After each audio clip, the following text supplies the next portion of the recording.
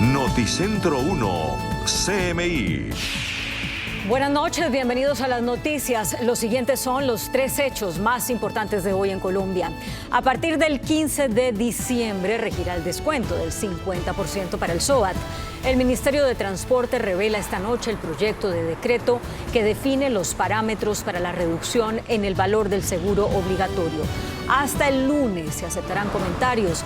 Vamos a ampliar esta noticia en nuestra emisión nacional a las 9 de la noche. Duras críticas a la Ley 100 de 1993 y a los fondos privados de pensiones hizo hoy el presidente Gustavo Petro al posesionar al dirigente del Polo Democrático Jaime Duzán como nuevo presidente de Colpensiones. El presidente aseguró que aunque la ley lo consagra como un derecho, el pensionarse en Colombia es un verdadero privilegio e insistió en que el año entrante será presentada ante el Congreso una reforma pensional basada en el método de pilares. Ampliación de esta noticia en nuestra emisión nacional a las 9 de la noche. ¿Qué pasa con las megaobras del acueducto de Bogotá? La ampliación de la planta de tratamiento Wiesner y la construcción de la planta de tratamiento de aguas residuales de Canoas, clave para la descontaminación del río Bogotá, son las obras más grandes de la empresa y están paralizadas. La primera está abandonada hace año y medio y la segunda está frenada porque el Ministerio de Hacienda no ha aprobado las garantías. Vamos a ampliar esta noticia en nuestra emisión nacional a las 9 de la noche. Las siguientes son las noticias más importantes del mundo hoy. Putin advierte que los bombardeos que dejan sin agua, energía y calefacción a los ucranianos son necesarios e inevitables. Tribunal propina derrota jurídica a Trump y lo deja expuesto ante comisión investigadora. Alerta en Europa por epidemia de bronquitis que se convierte en la mayor amenaza para los bebés en los últimos 10 años. Con Claudia Palacios y Margarita Ortega. El presidente de Rusia, Vladimir Putin, aseguró que es necesario e inevitable atacar la infraestructura energética de Ucrania en pleno invierno, dejando a millones de personas sin agua, sin luz y sin calefacción.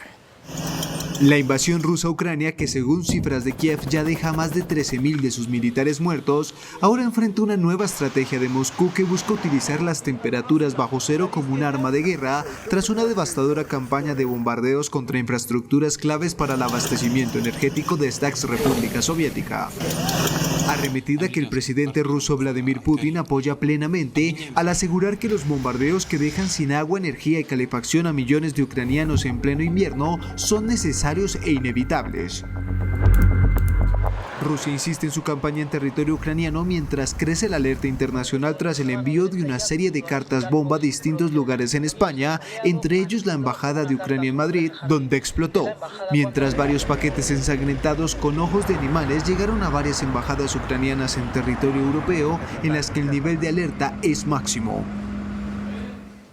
La justicia estadounidense le propinó una dura derrota al expresidente Donald Trump y suspendió el perito especial que había impedido que los fiscales examinaran todos los documentos ultra secretos hallados en su residencia de Florida. Ese nombramiento había sido uno de los mayores logros judiciales del expresidente en la batalla jurídica que actualmente enfrenta debido a que el perito especial determinaba a qué archivos incautados podía acceder el Departamento de Justicia para usarlos en su investigación por la posesión no autorizada de información oficial y por obstrucción de la justicia. Las autoridades chinas comenzaron a flexibilizar las estrictas medidas anti-COVID luego de las manifestaciones históricas de los últimos días para reclamar el fin de las restricciones y más libertades. En la ciudad Chengdu, al suroeste o en el suroeste del país, dejarán de exigir un resultado de test negativo reciente para entrar en los lugares públicos o para tomar el metro. Además, en la capital, Beijing, las autoridades sanitarias pidieron a los hospitales que dejen de rechazar a pacientes que no tengan un test PCR negativo de menos de 48 horas.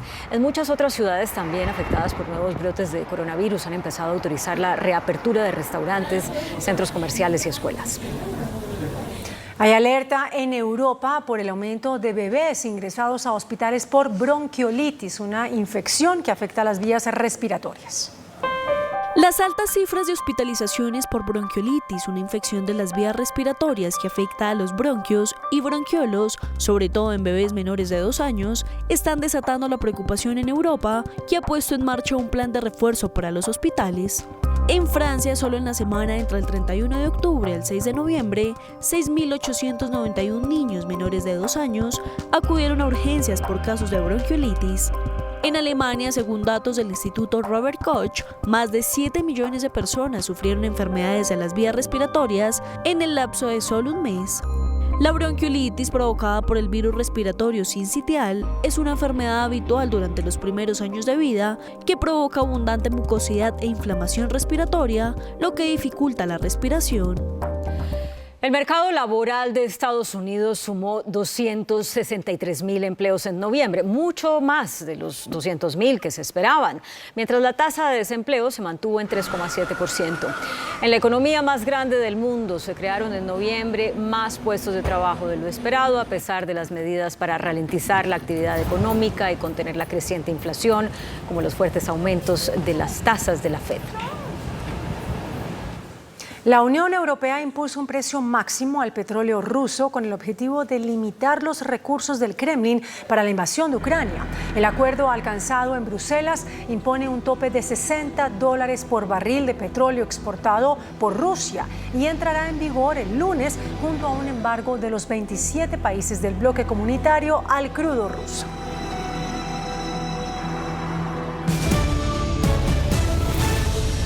El fabricante de automóviles estadounidense Tesla presentó su primer camión eléctrico. Lo bautizó Semi y lo construyó con el objetivo de revolucionar el mercado de los vehículos pesados a batería.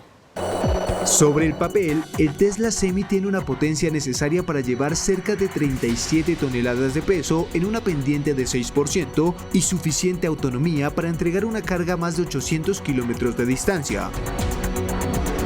El Semi tiene toda la potencia que se necesita para hacer el trabajo, según explicó el CEO de la compañía, Elon Musk, asegurando que el vehículo cambiará las reglas del juego del mercado. Para cargar el Semi, Tesla ha desarrollado un cable de carga refrigerado por líquido capaz de suministrar 1 megavatio de potencia. En teoría, podría cargar la batería del Semi hasta el 70% en solo 30 minutos. Tesla tiene como objetivo fabricar 50.000 Semis para 2024. Petoy Beetle es un perro robot del tamaño de la palma de la mano hecho para el aprendizaje de los niños. El perro robot Petoy Beetle, para aprender y divertirse, es un objeto pequeño pero poderoso que puede jugar trucos como animales reales. Este perro robot biónico, pequeño pero ágil y potente, que tiene el sistema biónico único, que puede realizar un movimiento dinámico y tiene una excelente coordinación. Este robot trae un plan de estudios en línea gratuito, tutoriales en video y documentación en línea. Este objeto de 4 patas se ensambla como un rompecabezas y enseña a los usuarios cómo construir sus componentes electrónicos. Como un juguete de tallo, el robot Petoy Beetle se puede programar a diferentes niveles en varios entornos de programación. Una adecuada alimentación es la clave para el crecimiento y desarrollo integral de un niño. Promover hábitos saludables es un factor clave para tener una sociedad más sana. Fomentar buenos hábitos desde la infancia es algo fundamental porque es en esta época de la vida cuando se crean las rutinas que nos van a acompañar a lo largo de la vida. Con el compromiso de desarrollar todo el poder de la alimentación para esta y las generaciones futuras, se creó el programa Nestlé por Niños Saludables. Con Nestlé por Niños Saludables, desde que lanzamos en el 2017, hemos logrado llegar a 88 colegios a nivel nacional, impactando 53,000 niños en etapa de primaria, a sus familias y a 1.900 de los docentes que están en la cotidianidad de estos niños. 5 sencillas recomendaciones son el fundamento de la metodología del programa. Principalmente 5 hábitos que tienen que ver tanto con alimentación como con actividad física. El primero de ellos es escoger variedad y nutrición, que quiere decir que incluyamos de diferentes grupos de alimentos en nuestras comidas diarias. El otro es manejar las porciones, que es un tema fundamental para llevar una alimentación equilibrada, tomar agua, hacer actividad física, movernos más. Y uno que es supremamente importante cuando hablamos de las familias, que es comer y cocinar en familia. vacúnense. Muy buenas noches. A propósito, el país está afectado en este momento por 4 virus respiratorios que atacan en todas las regiones. Ha recrudecido además la influenza y ha reaparecido el COVID. El doctor Carlos Álvarez, epidemiólogo delegado por la Organización Mundial de la Salud, es el actual coordinador en Colombia de estudios clínicos de COVID y es nuestro invitado de esta noche. Los 4 virus que circulan hoy en Colombia son, primero, el adenovirus respiratorio. Bueno, ¿Qué es, doctor Álvarez? Bueno, primero un saludo especial, buenas noches, Yamit. Y el adenovirus es un virus que siempre ha estado, pero este año especialmente ha recrudecido, como usted lo plantea, y ha afectado principalmente a la población pediátrica. ¿A los niños? A los niños. La mayoría de niños que están en este momento hospitalizados, tanto en salas generales como en cuidados intensivos, la causa es este virus precisamente. ¿Qué es el adenovirus? Es un virus que se transmite por vía respiratoria, como usted lo preguntaba, son virus respiratorios que entran por la vía respiratoria y producen síntomas inicialmente en la parte superior, pero los niños pueden llegar hasta la parte más profunda, como es el pulmón, y puede causar una enfermedad severa, como ya comenté, siendo la principal causa de complicaciones en este momento en la población pediátrica. ¿Cuáles son los síntomas, doctor Álvarez? Ya mire, aquí hay un problema difícil porque el lío con estos virus es que son muy parecidos los síntomas. Los síntomas casi siempre son lo mismo: malestar general, dolor de garganta, mocos en la nariz, algunas veces dolor de cabeza, y algunos tienen algunas cositas particulares. Por ejemplo, en el caso del adenovirus puede tener también conjuntivitis, que es cuando a las personas se les pone el ojo rojo, como que llorosean un poco. Entonces, una persona que tenga síntomas respiratorios y hay estos cambios de ojo rojo, probablemente es adenovirus. Pero no es tan fácil diferenciarlo para los médicos, saber a puro ojo clínico, saber qué es adenovirus o es un sincitial respiratorio. ¿Y qué hacer en casa si un niño aparece con los síntomas del adenovirus? Pues yo creo que para el adenovirus o para otros virus respiratorios lo importante son los signos de alarma que siempre hemos hablado, Yamit. Los síntomas son cuando un niño persiste por más de 3 días con fiebre. No es normal que alguien dure 3 días con fiebre. ¿El adenovirus trae fiebre? Trae fiebre. Lo otro que puede ocurrir también es que la persona empieza a tener dificultad para respirar. ¿Cómo lo sabe uno? Sí. Porque puede empezar a respirar rápidamente, fatigarse al hablar. Puede empezar a los niños especialmente tener lo que llamamos aleteo nasal, y es que es como que al respirar mueve las... ¿Y hay remedios caseros, digamos, o no? Pues normalmente estos virus, como no hay vacunas, no hay medicamentos antivirales. No, señor, ni hay medicamentos antivirales para los virus. Lo que uno espera es que su sistema de defensa lo pueda controlar al virus. ¿Pero de qué manera combatirlo o atacarlo cuando se produce? Desafortunadamente no tenemos herramientas más que ver que el sistema de defensa de la persona lo pueda superar y probablemente... ¿Pero qué cuidados se pueden prestar o cómo? Lo que podemos hacer es justamente, primero, los signos de alarma que usted comentó o que me preguntó, específicamente la fiebre, la dificultad para respirar, y en la casa, pues básicamente medidas de sostén. En el caso de que tenga fiebre, un antipirético, generalmente recomendamos más acetaminofén que otro antipirético, y también pues una buena hidratación. Son medidas que nos pueden ayudar. Y lo más importante también, Yamit, si un niño o un adulto, porque los adultos también pueden tener adenovirus, tener presente que también son virus altamente contagiosos. Entonces hay que lavarnos las manos, hay que permanentemente mantener tapabocas para evitar que otras personas se puedan contagiar, en la familia y por fuera, ¿no? Cuando un niño resulta afectado por el adenovirus, doctor Álvarez, ¿cuándo ya es indispensable llamar al médico? Fiebre por más de 3 días, ya importantísimo. Fiebre por más de 3 días. Y que tenga dificultad para respirar. Son los 2 signos que hay que llamar al médico. Y hay unos más complejos y más raros que los niños pequeños pierdan el apetito o que tengan cambios del comportamiento. También podría ocurrir. El segundo virus que está en circulación en Colombia es el sincitial respiratorio. ¿En qué consiste, doctor Álvarez? Sí, es un virus con un nombre sofisticado que también produce síntomas muy parecidos a lo que ya comenté, que es justamente ¿En adultos? En pediatría y en adultos. En ambos. Normalmente teníamos una circulación, Yamit, que normalmente el que más circulaba en niños era el sincitial respiratorio, antes del COVID.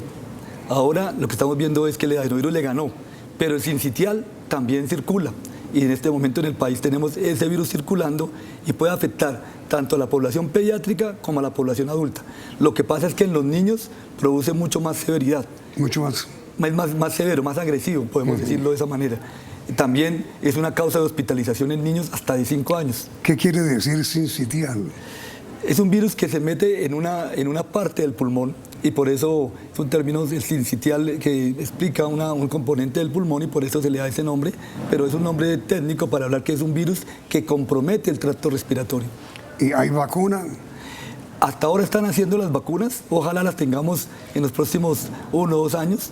Están en la fase ya de finales, pero en concreto, Yamit, en este momento no hay vacuna. Ni para el adenovirus ni para el sincitial. No, señor, no tenemos vacuna. Ni aquí ni en el exterior. En ninguna parte. ¿Y qué es el cuarto virus, que es la influenza? El tercero, perdón. El tercero. La influenza es la que comúnmente llamamos la gripa. Los colombianos tenemos ahí una dificultad, porque nosotros llamamos a todos los resfriados gripa. Y en realidad la que causa la gripa es el virus de influenza. El virus de influenza, antes de aparecer el SARS-CoV-2, era el virus más importante en producir enfermedad de los seres humanos, porque afecta especialmente a la población menor de 2 años, pero principalmente a los adultos. Y es una causa importante de mortalidad. No estamos hablando solamente de complicación de hospitalización, sino que el virus de influenza lleva también a la muerte, como lo hemos visto con el SARS-CoV-2.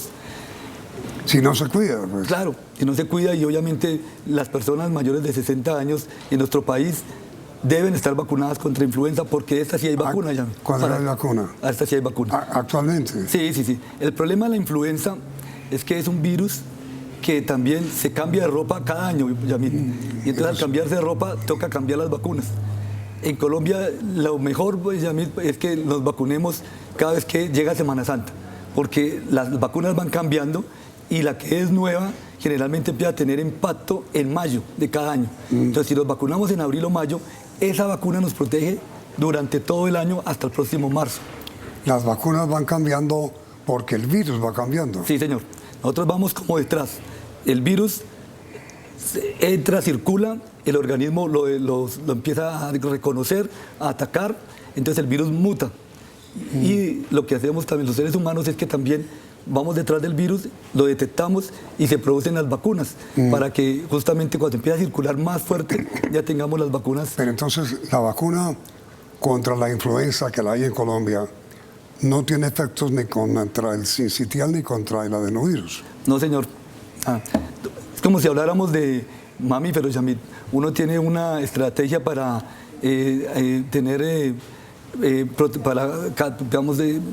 capturar vacas que no nos sirve para los caballos, no nos sirve para las ovejas. Todos son parecidos, pero no nos sirven. Y así pasa con las vacunas, son muy específicas.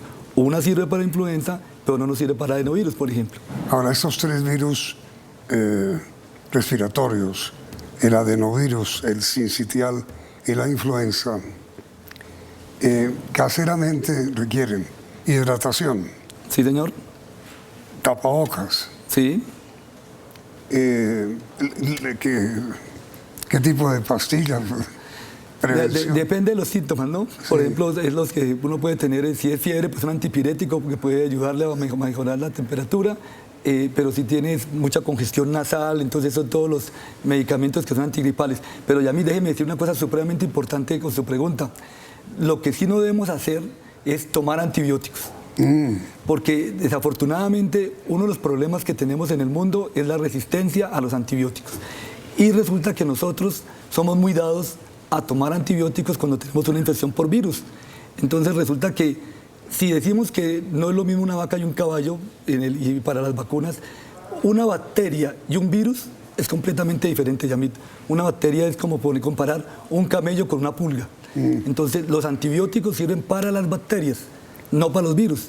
Pero muchas veces en nuestro afán de mejorarnos, tomamos algún antigripal, pero acá siempre en Colombia hacía una mala costumbre de llamar el matrimonio. Entonces le decían, me tome una tabletica de un antibiótico para que lo va a mejorar, y eso no sirve. Y desafortunadamente lo que sí hace es que se genere resistencia a los antibióticos. Sí. Es decir, una gran enseñanza en este momento es que no utilicen antibióticos para combatir virus. Completamente. Porque no se trata de bacterias, sino de virus. Exactamente. Entonces, no antibióticos. No, señor, no antibióticos. Y ese es un problema que de pronto la otra vez lo podemos tocar, pero la semana pasada justamente fue la semana de la concientización del uso prudente de antibióticos. Porque el mundo realmente tiene un problema con eso. Nos hemos acostumbrado a pensar que tenemos antibióticos eternamente y no es así. Cada vez se nos están agotando la reserva de antibióticos que tenemos. Pero ese es un tema que podemos frontear un día, otra vez que tenga el honor de ser invitado por usted, ya mira acá. Y el cuarto virus en circulación es el SARS-CoV-2. Sí, señor, ese es el famoso virus causante de la COVID-19. Recordemos que COVID-19 es la enfermedad y el virus es el SARS-CoV-2, que es un coronavirus. Sí. Aquí tenemos una dificultad adicional, Yamit, porque todos estos virus que estamos hablando, y por eso es hay un recrudecimiento, con la época de lluvias se circulan más. Y déjeme decirle que no es porque en la lluvia o en las gotas del agua vengan los virus, sino que cuando hay lluvia nosotros cambiamos nuestro comportamiento. Estamos más cerca, en lugares más cerrados, tenemos espacios menos ventilados y esto hace que los virus se transmitan más fácilmente. Este factor, que es común para todos los otros virus, en el caso del SARS-CoV-2 también se ha empeorado por dos razones. La primera, porque el virus ha mutado. Mutar es que cambia para poder evadir la respuesta de las defensas. Entonces, durante todo este año hemos tenido la circulación de la variante Omicron, unas subvariantes, como linajes, como primas hermanas. A medida que se van replicando, van cambiando un poco genéticamente y estas primas hermanas logran evadir la respuesta de defensa que generó las vacunas o que genera la inmunidad cuando nos da COVID naturalmente. Ahora, por ejemplo, estamos viendo una circulación de una variante que ha logrado evadir más esa respuesta de defensa, que podemos hablar un poco más adelante si le parece. Y también tenemos un factor importante, es que desafortunadamente las vacunas para COVID no nos protegen eternamente, sino a medida que pasa el tiempo, desafortunadamente vamos bajando esa cantidad de defensas, van bajando poco a poco y por eso es necesario los refuerzos, para que otra vez se eleve la protección de las defensas. Eso hace que menos gente que vacunada, un virus que muta y que logra evadir la respuesta inmunológica o defensa y la temporada de lluvias hacen que se junten esas tres variables, Yamit, y veamos en este momento un incremento de casos de SARS-CoV-2. Sí, pero ahora entonces en el COVID parecería que hay una nueva onda de ataque.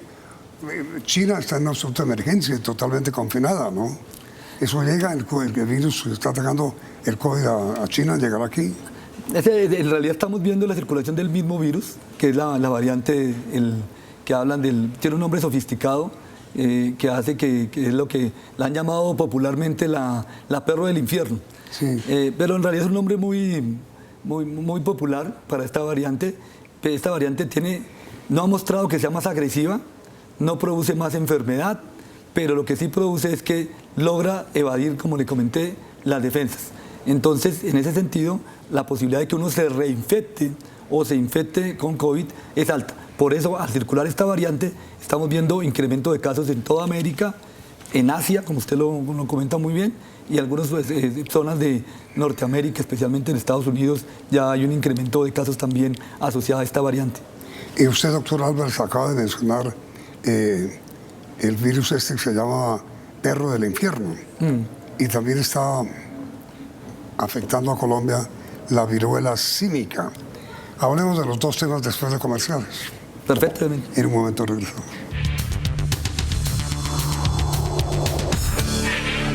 ¿Qué es, doctor Álvarez, el virus este llamado el perro del infierno? Sí, como decía antes de comerciales, es un nombre muy popular que salió en las redes sociales, pero en realidad es una prima hermana de la variante Omicron, es decir, hemos visto diferentes variantes de SARS-CoV-2.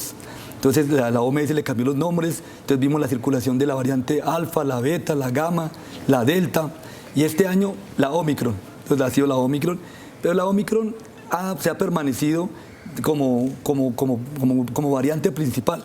Y hay unos pequeños cambios, es decir, no logra mutar tanto como para que se nombre como variante diferente. Entonces se ha llamado la variante de Omicron B1, B2, B3, B4, B5, y ahorita empieza a circular esta nueva, que es la que está predominando desde el mes de noviembre en el mundo, incluyendo Colombia, y es una variante que en realidad es como una hija de la Omicron. Pero es un virus. Es un virus del SARS-CoV-2.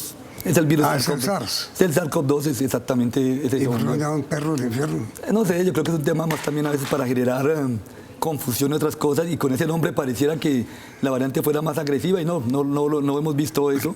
Hemos visto que sí se infecta más las personas. Por eso estamos viendo un incremento de casos.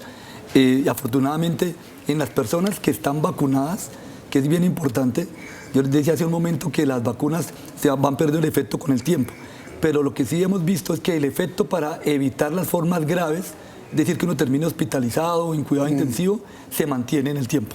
O sea, la gente que se ha vacunado, pues le puede dar COVID, pero estamos viendo muy pocos hospitalizados. Pero bueno, entonces, mejor dicho, quienes tienen las 4 vacunas contra el COVID, está protegida contra el perro del infierno. Podríamos decir que tiene una protección mayor que contra este virus de perro del infierno o la BQ1.1. ¿Y qué es la viruela símica? Bueno, aquí ahí sí cambiamos completamente del tema, porque ya no es de virus respiratorio. Ya no es respiratorio. No, señor. No, pero antes de terminar, pues, déjeme hacer un comentario sobre los virus, sobre el SARS-CoV-2. Y es que, Yamit, usted decía que si teníamos 4 dosis estamos protegidos. El problema es que la población colombiana no tiene 4 dosis. La recomendación del Ministerio de Salud es que las personas mayores de 18 años todas deben tener 4 dosis o 2 refuerzos. Desafortunadamente, Yamit, solamente no alcanzamos a tener 3 millones de personas. Apenas. Exactamente, Yamit. No tenemos que tengan 4 dosis.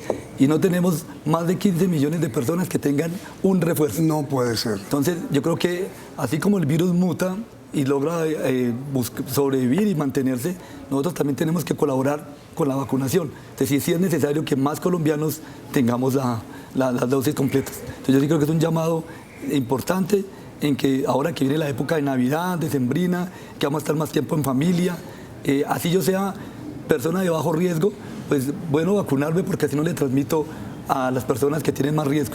Entonces creo que hay un tema importante, Yamit. ¿Y es un problema de civismo, de conciencia, de salud propia?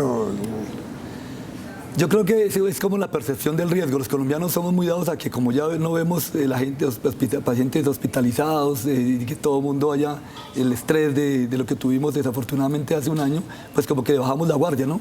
Pero ojalá que no y aprovechemos todavía tenemos tiempo, porque las vacunas además ya mismo no son antídotos. No es que yo me vacune y mañana esté protegido, sino yo me vacuno y probablemente empiezo a estar protegido hasta dentro de 10 a 15 días. O sea que si queremos pasar Navidad y Año Nuevo protegidos, el momento de vacunarnos es ahora. Sí, es decir, hay que tener claro que la vacuna no es que impida que el COVID pueda llegar, sino que impide es que el COVID produzca graves daños. Perfecto, completamente. Sí, ahora sí le paso la vacuna a la viruela del mono, viruela símica. Sí, mire, doctor Álvarez, ¿sí hay todavía suficiente servicio de atención en materia de vacunación en Bogotá y en el resto del país? Sí, los sitios de vacunación de las EPS están abiertos, la misma Secretaría de Salud. ¿Y si hay demanda de vacunación? Hay vacunas, pero no hay demanda suficiente. No puede ser. Sí, y es un tema importante porque las vacunas son productos perecederos, ¿no? O sea, se compran unos y tienen unos tiempos, y esas vacunas las compra el gobierno, y si los colombianos no nos vacunamos, pues con el tiempo puede perderse. Es un tema que será muy triste, tener vacunas y no aplicárnoslas. Para los adultos es indispensable o es recomendable frente al COVID tener las 4 vacunas, 2 primeras y 2 refuerzos. Sí, señor. Y para los niños después de los 11 años deben tener al menos 3 dosis. Y la medida que el gobierno está estudiando aquí en Bogotá, por lo menos, de ordenar de nuevo el tapabocas ante la epidemia que hay de gripa. Pues yo creo que es una medida importante, Yamil, porque me parece que a veces incluso no tanto por la norma. Yo creo que es importante que entendamos los colombianos en que la manera de, como usted lo plantea, de civismo, también podemos contribuir a una medida no farmacológica que ya demostró que es muy efectiva. No solo para el virus del SARS-CoV-2, sino para la influenza, el adenovirus y el virus sincitial respiratorio. Entre más personas que tengan síntomas respiratorios utilicen tapabocas, disminuimos la transmisión. Y si uno utiliza tapabocas sin síntomas respiratorios, pues básicamente va a tener menos riesgo de contagiarse y a su vez llevarlo a su casa, que es lo que puede suceder. Pero no me habló usted finalmente de la viruela símica. Bueno, la viruela símica es un virus completamente diferente. Diríamos que lo más cercano a la viruela símica, por su nombre, es la viruela humana. Y esa viruela que se erradicó de la humanidad en la década de los 70, los 80 del siglo. Era la viruela. La viruela, la que era una enfermedad que dejaba huellas y cicatrices. Y estaba eliminada, además abolida. Eliminada, pero hay una prima hermana que es la viruela símica, que estaba como confinada al continente africano. Que también produce brotes. También produce brotes. ¿Y hay epidemia? Hay epidemia. Estamos en epidemia desde mayo del 2022. Como decía, estaba localizada más en algunos países del centro de África y del oeste de África. ¿Y ya está en Colombia? Y ya está en Colombia desde ya hace varios meses. Digamos que no tiene el impacto de COVID, no es el impacto de COVID, pero sí es un virus que puede producir lesiones en la piel, como la misma... ¿Ataca a niños? Puede atacar a niños y puede atacar a adultos.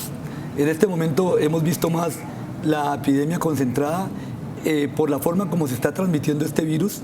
Puede transmitirse por gotitas, cuando alguien está muy cerca hablando, pero estamos viendo que las personas que se han contagiado principalmente lo han hecho por contacto íntimo. No necesariamente, no es de transmisión sexual, por lo menos no, sino un beso, por ejemplo. Un beso o una caricia, así que puedan tener mayor posibilidad.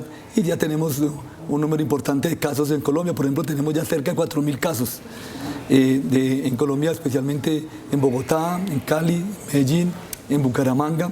Entonces, un mensaje importante es, pues, si va a tener contactos sexuales o contactos íntimos, tener presente que el virus está circulando en el país. A la mayoría de la gente le va bien, es decir, va a estar enferma por 3, 4 semanas, se recupera. Sin embargo, hay personas que pueden complicarse y eso también es importante. Ahora, en este momento, yo mismo, doctor, tengo un contagio de influenza y el médico que me atiende me ha recomendado, no sé si usted comparte la idea, evitar los cambios bruscos de temperaturas, es decir, no pasar bruscamente de la calle digamos, a la oficina a la calle sin protegerse.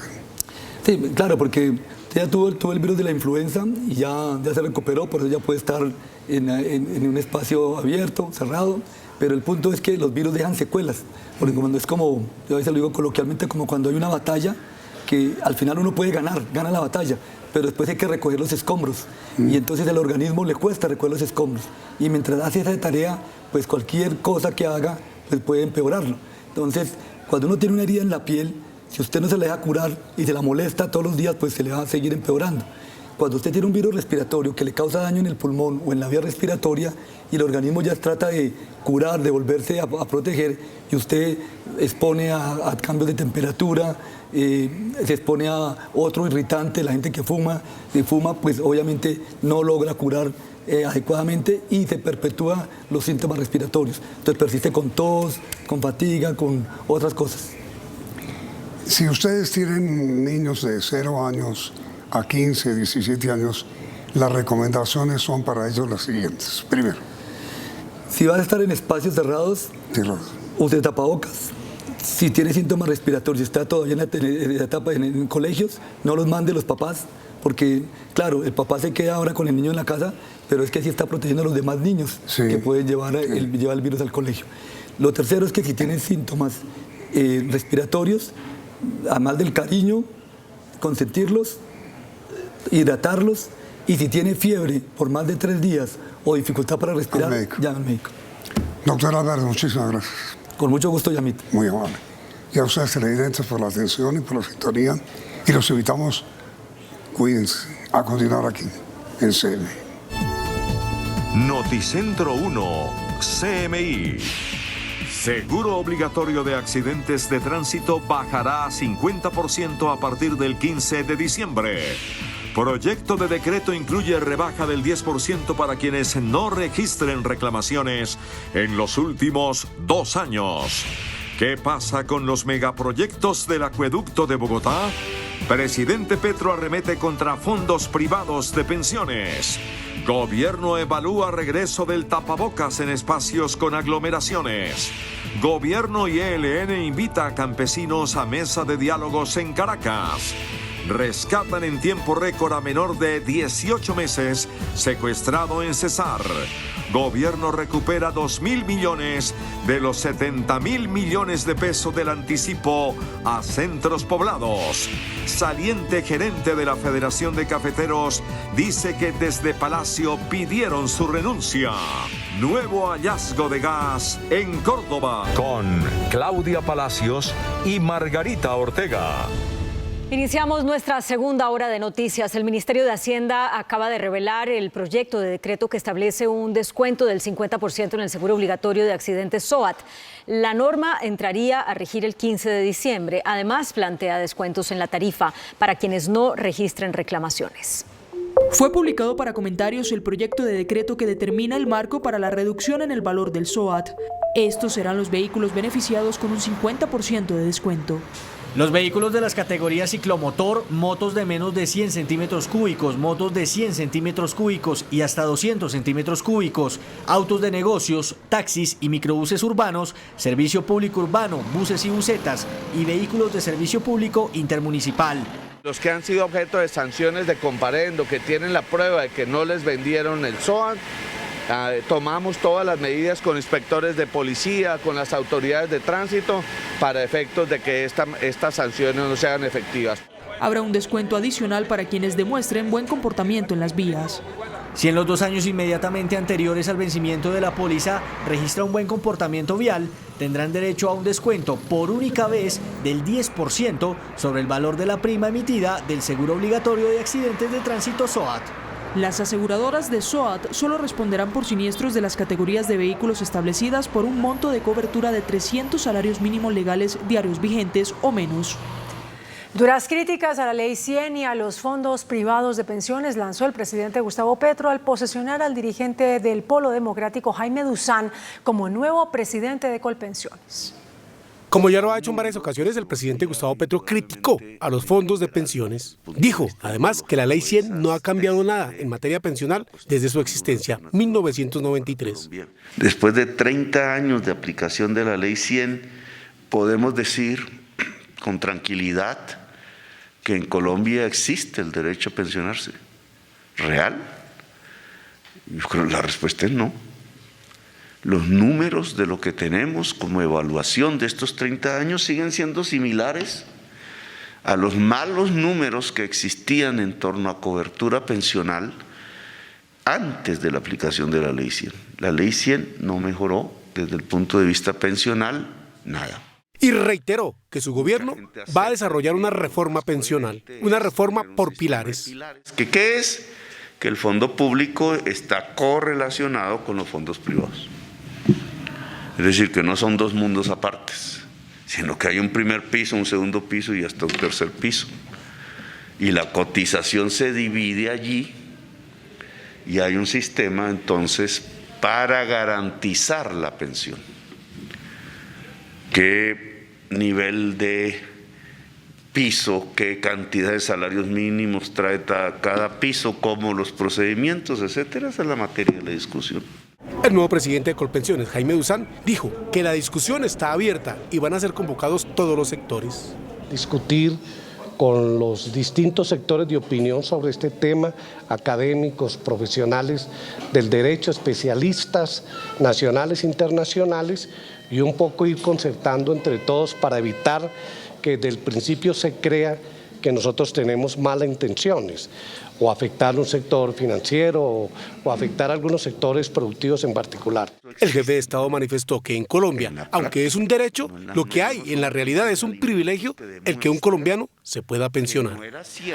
Hoy se conocieron cifras realmente alarmantes sobre el aumento de tutelas contra el sistema de salud. 109.000 van en lo corrido del año. El derecho a la salud es el derecho más tutelado, el segundo derecho más tutelado del país después del derecho de petición. Un preocupante informe de la Defensoría del Pueblo fue presentado este viernes. Según el defensor Carlos Camargo, este año se han presentado más de 100.000 tutelas demandando salud. Los 9 meses del año 2022 ya se han presentado 109.000 tutelas aproximadamente, mientras que para el mismo periodo, para el periodo del año 2021, fueron presentadas aproximadamente 92.000 acciones de tutela, donde vemos un incremento en tan solo 9 meses del año que llama la atención. La cifra está disparada. El aumento en tutelas es superior al 50%. Aumentaron el 58.31% en el promedio mensual a septiembre del año 2022 frente al año 2021. Estas son las EPS con mayor número de tutelas. Debemos llamar la atención que las EPS más tuteladas por cada 10.000 afiliados son Sabia Salud, son Ensanar, son Ecopsos, la nueva EPS y Conforiente. Por regiones, así se distribuye el mayor número de demandas de salud. Decirle al país que las regiones donde más se presenta la solicitud de amparo a través de la acción de tutela son departamentos como Antioquia, departamentos como Valle del Cauca, el distrito capital de Bogotá. En 2021 el indicador más alto de número de tutelas por cada 10.000 afiliados lo tenían Medimás y Comeva, las cuales ya fueron liquidadas. El Ministerio de Salud evalúa el uso obligatorio del tapabocas en espacios abiertos y cerrados con aglomeraciones debido al aumento de casos de COVID-19. En un consejo técnico, autoridades sanitarias dejaron en consideración una resolución que establezca el uso obligatorio del tapabocas en espacios abiertos y cerrados con aglomeraciones, una medida que podría tomarse este mes. Vamos a proponer el uso obligatorio de tapabocas en personas mayores de 2 años en espacios abiertos o cerrados donde haya aglomeración, pero además en instituciones de salud, hogares geriátricos, transporte público. Es importante señalar que el Ministerio de Salud y Protección Social no ha cambiado las recomendaciones y las medidas que previamente se tenían respecto al uso de tapabocas en transporte público, en aviones. En Bogotá, Valle del Cauca y Antioquia se registran el mayor número de casos. En el país, solo 3 millones de colombianos cuentan con el esquema completo de vacunación. Se les solicita aumentar en 10% los esquemas completos, en 20% los primeros y segundos refuerzos, pero además aumentar en un 25% las vacunaciones para la influenza. Otro virus que ataca a los colombianos es la viruela símica. El gobierno de Japón donará a Colombia 25.000 vacunas para combatirla. La vacuna solamente va a estar confinada a unas poblaciones priorizadas, entre ellos poblaciones de riesgo, contactos, algunas personas inmunosuprimidas, etcétera. El mayor contagio, el mayor número de casos, que es Medellín, Bogotá, Cali y Bucaramanga.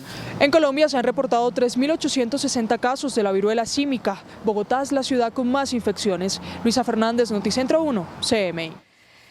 ¿Qué pasa con las megaobras del acueducto de Bogotá? La ampliación de la planta Francisco Wiesner y la construcción de la planta Canoas no arrancan. La primera está abandonada hace 1.5 años y la segunda, que es clave para descontaminar el río Bogotá, está paralizada por las garantías del gobierno.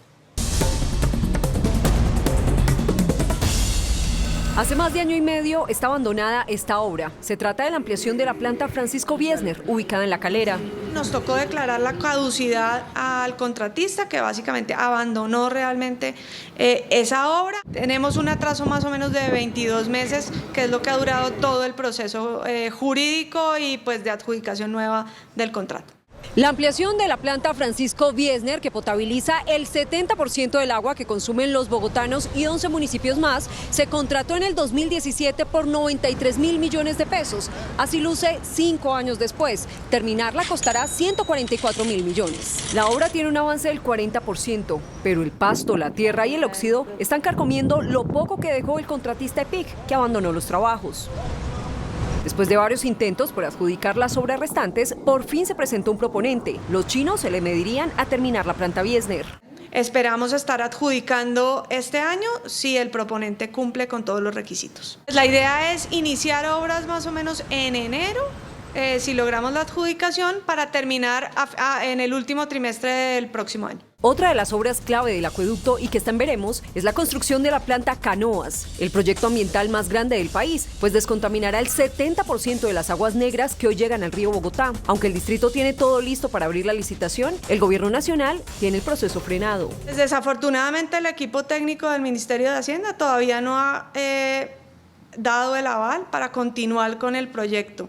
Insistimos y esperamos en que el criterio técnico del Ministerio de Hacienda acepte la solicitud de la garantía, sobre todo teniendo en cuenta que este es un proyecto que está completamente financiado como pocos en este país. La planta de tratamiento de aguas residuales Canoas cuesta 6 billones de pesos. La idea es iniciar obra en el 2025 y que en el 2029 esté operando y descontaminando el río Bogotá. Una defensa del campesinado como actor fundamental para adelantar la reforma agraria hizo hoy el presidente Gustavo Petro durante la Asamblea Nacional Campesina. Reforma agraria integral para lograr soberanía alimentaria les propuso el presidente Gustavo Petro a cientos de campesinos congregados en Bogotá. No está bien ese modelo en donde unos producen el arroz y otros lo muelen, y los que lo muelen imponen el precio tanto a los consumidores como a los productores. No vamos a quitar esa actividad a la fuerza, pero deberían estarse produciendo los proyectos en donde los arroceros asociados sean los dueños del molino. Y dijo que Estados Unidos debe colaborar. Si no queremos exportación de cocaína a los Estados Unidos, hay que producir maíz en Colombia. Y hay que aceptar entonces las reformas que eso implica. Se quejó el mandatario de que Colombia, con el potencial que tenga, deba importar alimentos. Y miré el bulto de la harina de maíz y era made in Canadá. La arepa boyacense es arepa canadiense. Y así no se puede sostener un pueblo. El jefe de Estado dijo que la gracia de la reforma agraria es que haya campesinos que cultiven la tierra. El jefe de la delegación negociadora del gobierno con el ELN, Oti Patiño, lanzó fuertes críticas por el incumplimiento de los acuerdos de La Habana y por su parte el negociador del ELN, Pablo Beltrán, pidió a los campesinos crear un pacto campesino que impulse cambios en Colombia. En un mensaje conjunto a la Convención Nacional Campesina, los jefes negociadores del gobierno y el ELN pidieron que una delegación de voceros del campo pueda asistir a la mesa de negociaciones. Queremos de una vez invitar a delegados de esta Convención Nacional a que acudan cuando las condiciones lo permitan y podamos hacer acuerdos con ellos sobre esas entrevistas a la mesa de negociación. Oti Patiño hizo un llamado a que se cumplan los acuerdos de La Habana y por eso exaltó la nueva metodología que se aplicará en las negociaciones con el ELN. En estos diálogos que empezamos ya tenemos el compromiso solemne de que acuerdo que se vayan haciendo se va implementando de una vez. Por su parte, Pablo Beltrán pidió a los asistentes de la convención crear un pacto campesino con un abanico de fuerzas que desde la calle logre verdaderos cambios en el país. Los grandes cambios son cambiar el modelo.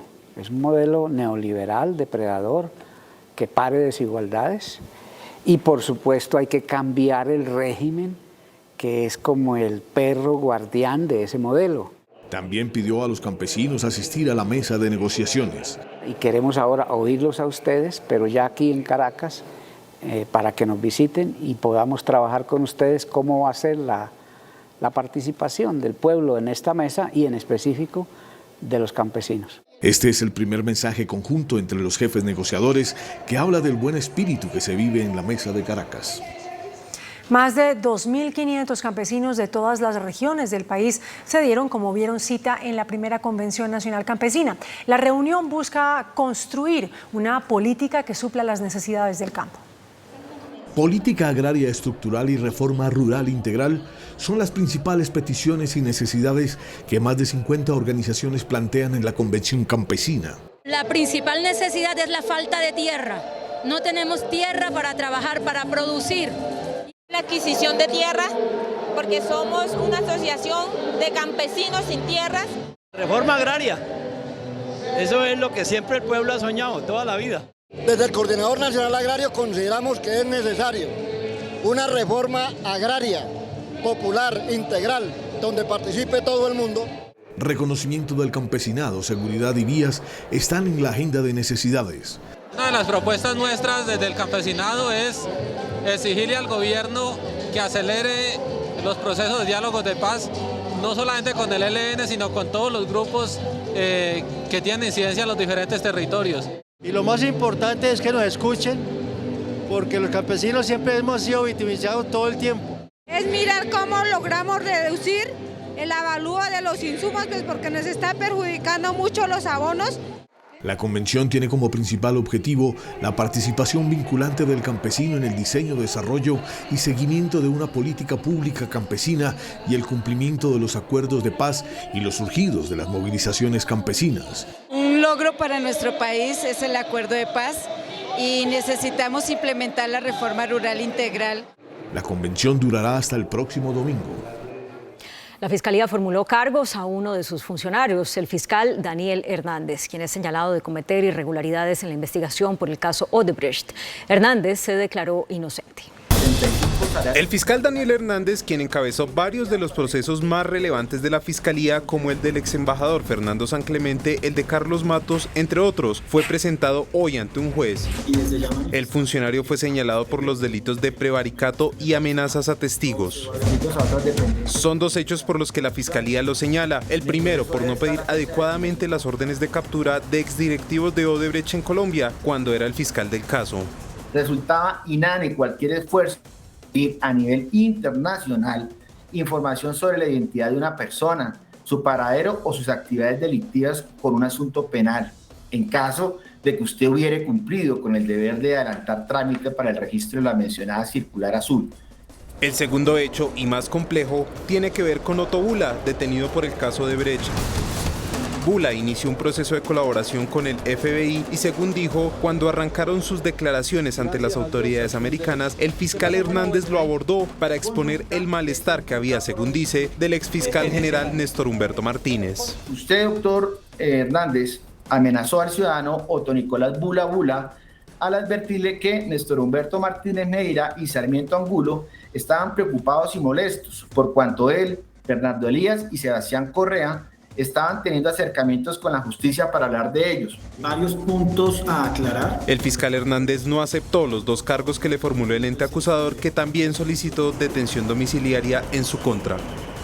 30 organizaciones de indígenas del Amazonas le pidieron a la Corte Constitucional que decrete medidas para proteger sus derechos fundamentales.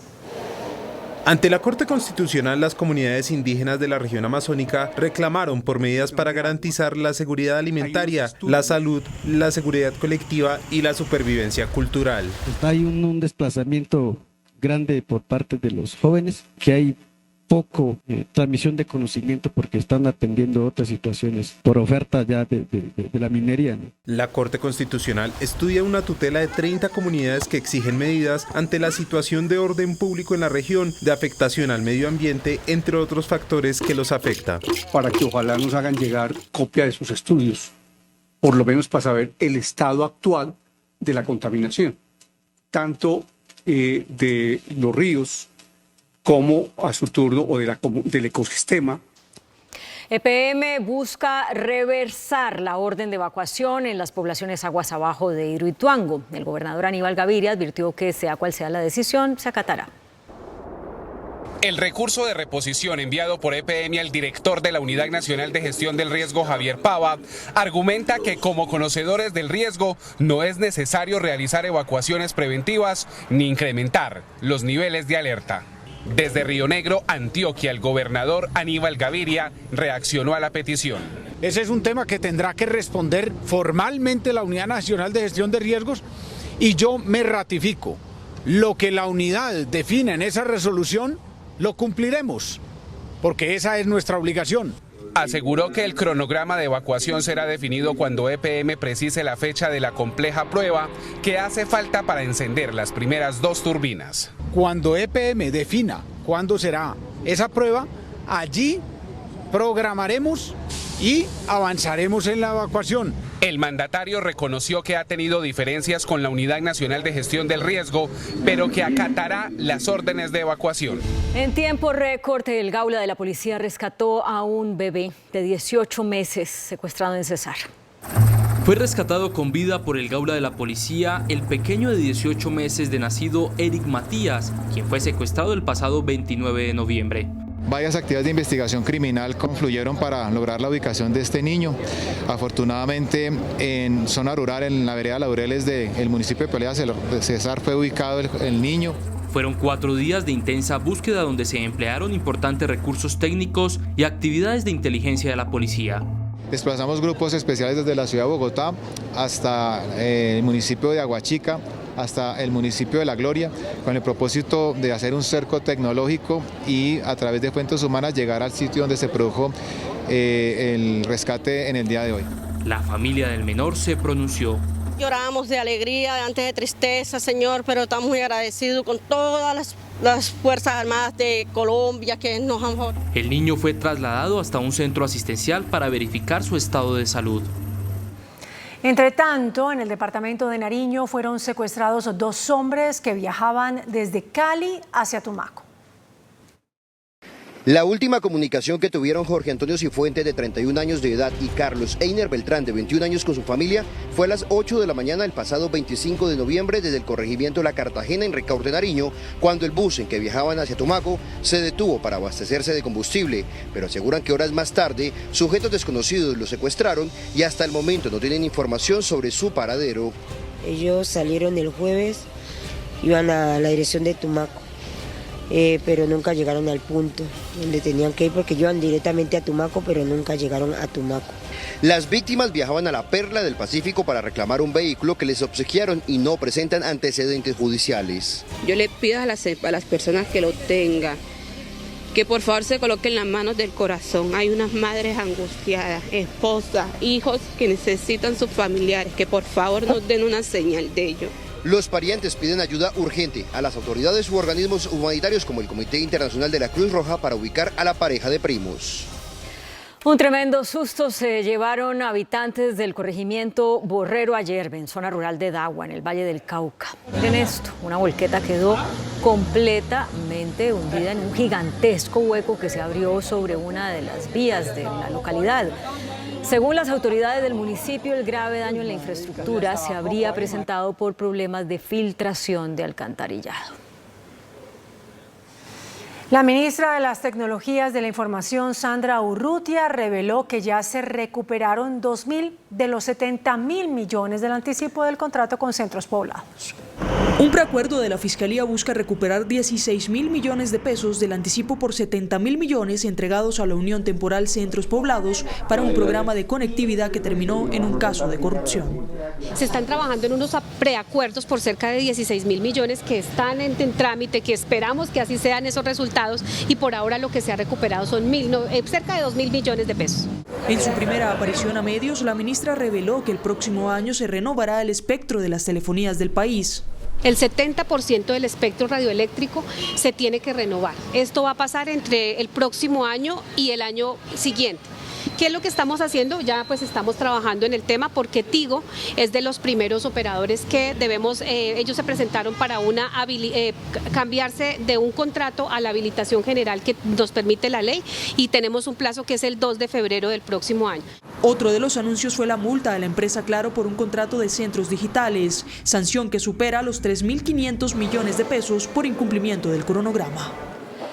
Lentamente avanza la atención a las víctimas del conflicto. La unidad de víctimas advirtió que debido al rezago podría tardarse hasta 90 años la labor de reparación. Por eso puso en marcha un plan para dar celeridad a esta labor.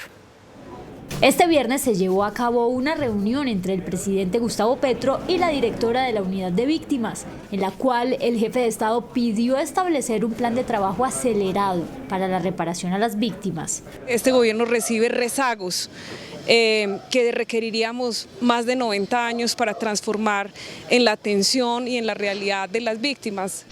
En esta reunión, en la que participaron diferentes entidades del gobierno nacional, se revisó de dónde van a salir los recursos para cubrir el rezago en los pagos de indemnizaciones a las víctimas.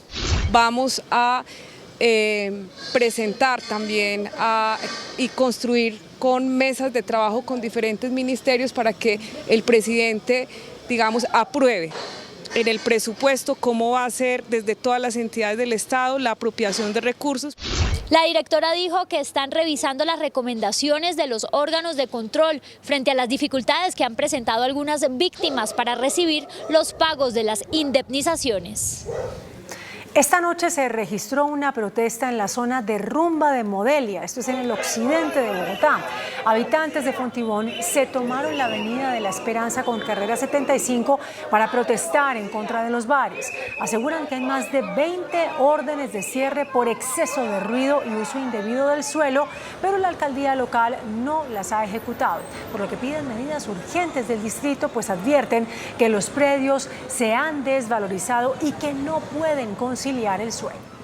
El presidente de Rusia, Vladimir Putin, aseguró que es necesario e inevitable atacar las infraestructuras energéticas de Ucrania en pleno invierno. La justicia de Estados Unidos suspendió al perito especial que revisaba el caso Trump. Noticias del Mundo en Noticentro 1 CMI. Para el presidente de Rusia, Vladimir Putin, los bombardeos que dejan sin agua, energía y calefacción a millones de ucranianos en pleno invierno son necesarios e inevitables. Así lo afirmó el mandatario cuando sus ataques contra la infraestructura civil de este país fueron el tema central del diálogo que sostuvo con el canciller alemán Olaf Scholz, quien le exigió a Putin que retire las tropas rusas. La justicia estadounidense suspendió al perito especial pedido por el expresidente Donald Trump, que había impedido que los fiscales eliminaran todos los documentos del gobierno que estaban en su residencia de Florida luego de dejar el cargo. Ese nombramiento había sido uno de los mayores logros judiciales del expresidente en la batalla judicial que actualmente enfrenta, debido a que el maestro especial determinaba a qué archivos incautados podía acceder el Departamento de Justicia. Las autoridades chinas comienzan a flexibilizar las estrictas medidas anti-COVID tras las manifestaciones históricas de los últimos días para reclamar el fin de las restricciones y más libertades. En la ciudad de Chengdu dejarán de exigir un resultado de test negativo reciente para entrar en los lugares públicos o tomar el metro. El saliente gerente de la Federación Nacional de Cafeteros, Roberto Vélez, aseguró que desde Palacio de Nariño pidieron su renuncia. Después de 7 años y con las mejores cifras del sector cafetero, Roberto Vélez dejó la gerencia de la Federación Nacional de Cafeteros en una decisión que responde a un llamado del gobierno nacional en cabeza del presidente Gustavo Petro. Fue en el seno del Congreso Cafetero realizado en Bogotá, donde se anunció la noticia, para muchos de manera sorpresiva. Me llamaron del Palacio de Nariño y me dijeron que el presidente quería que este gremio iniciara el proceso de la elección de un nuevo gerente general.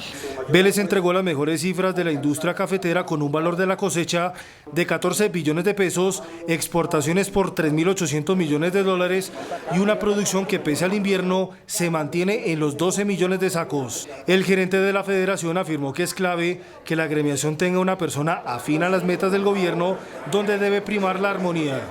Se necesita que exista ese trabajo mancomunado entre el gobierno y los cafeteros para poder darle resultados a las 546.000 familias. Una vez se realice el proceso de renuncia de Vélez, el Comité Nacional Cafetero procederá a la elección de una terna para elegir al nuevo gerente. El director de Planeación Nacional, Jorge Iván González, reveló grandes índices de pobreza en el sector rural. El gobierno incluirá en el Plan Nacional de Desarrollo políticas de reducción de la pobreza en el sector cafetero del país. Una industria con tantos recursos puede reducir el índice de vulnerabilidad. Tenemos que mirar y preocuparnos. El 15% de los productores todavía están en una situación de pobreza extrema, los productores de café. Y entonces podemos mejorar todavía muchísimo. Por otro lado, se incluirán políticas para mejorar los planes de ordenamiento territorial. ¿Cómo articulamos los planes de ordenamiento territorial? Hay un desorden completo en el país. En materia de jerarquías institucionales alrededor del territorio. El Plan Nacional de Desarrollo se radicará el próximo mes de febrero. El Ministerio de Minas anunció el hallazgo de 2 grandes reservas de gas en el bloque Sinú, en Córdoba. En el bloque 1 operado por la empresa Clean Energy se reportaron nuevos hallazgos de gas que permiten garantizar la autosuficiencia energética del país. La ministra de Minas y Energía, Irene Vélez, visitó los pozos denominados Brujo y Mágico, que serán un respaldo para la transición energética. Los hallazgos de gas se afianzan y las reservas incluso se calculan por encima de los 20 años. Estos nuevos descubrimientos, según la empresa, le darán vida a una planta de producción de fertilizantes que podrían cubrir más del 65% de la demanda nacional, alcanzando aproximadamente 2.500 toneladas diarias, impulsando la industrialización en el país. El presidente Gustavo Petro designó a la economista Olga Lucía Acosta como nueva codirectora del Banco de la República. Acosta es la actual directora de la CEPAL en Colombia, maestra en economía y cuenta con una especialización en regulación económica de la Universidad La Sorbona de París. El índice de capitalización de la bolsa, que mide el comportamiento de las 20 principales acciones, cerró al alza. El índice selectivo MSCI Colcap de la Bolsa de Valores de Colombia subió 0,44% a 1.240 puntos. La acción de Mineros fue la que más subió, con una valorización de 6,67% a 1.838 pesos. La acción del Grupo Éxito fue la que más bajó, con una pérdida de 5,14% a 3.434 pesos. La acción más negociada de la jornada fue la de Ecopetrol, al movilizar más de 28.000 millones de pesos, con una variación negativa de 0,13% a 2.297 pesos. El dólar cerró a la baja. Indicadores económicos en Noticentro 1 CMI. La tasa representativa del mercado, que regirá hasta el próximo lunes, será de 4.767 pesos con 19 centavos. Los profesionales del cambio compran la divisa en promedio en 4.700 pesos y la venden en 4.750 pesos. Un euro cuesta 5.031 pesos con 50 centavos. La libra de café en Nueva York se cotizó a $1.60. El azúcar se transó en 19,49 centavos de dólar la libra. El barril de petróleo WTI se cotizó en $80.34. La referencia Brent para Colombia se cotizó en $85.42. Una acción de Ecopetrol cuesta 2.297 pesos. Gracias al fortalecimiento de las capacidades tecnológicas de la Seccional de Investigación Judicial y Criminal SIJIN, hace más efectiva su lucha contra el multicrimen en la ciudad de Bogotá. El AVIS es un importante sistema que nos ayuda a identificar bajo 3 parámetros a todas aquellas personas que han infringido la ley penal. El primero de ellos corresponde a la identificación por medio de los dedos, es decir, las impresiones dactilares, las impresiones palmares y además la identificación facial. La Secretaría de Seguridad Distrital entregó a la Policía Metropolitana de Bogotá en el último año 6 de estos completos equipos con una inversión superior a los 1.700 millones de pesos, los cuales permiten impresiones dactilares y palmares, así como la consulta en la base de datos para la identificación e individualización de personas. Históricamente traíamos a las personas para reseñarlas hasta estas instalaciones. Era un proceso netamente manual. Hoy, mediante este sistema, ya no agotamos todo este procedimiento. Lo hacemos con una puesta de las impresiones dactilares en el sistema digital. En este momento en Bogotá contamos con la versión más alta que existe para Latinoamérica. Este avanzado sistema es utilizado con éxito por los cuerpos de policía de países como Estados Unidos, Francia, Japón, España e Inglaterra.